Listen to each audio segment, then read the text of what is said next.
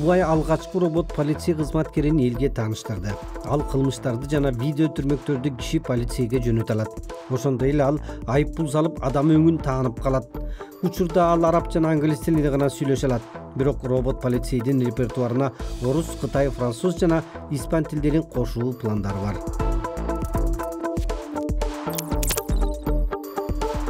Volvo унаа чыгаруу компаниясы үймөй кыдырып таштанды чогулткан адамдардын артынан өз алдынча жүрүп турган унааны иштеп чыгууда.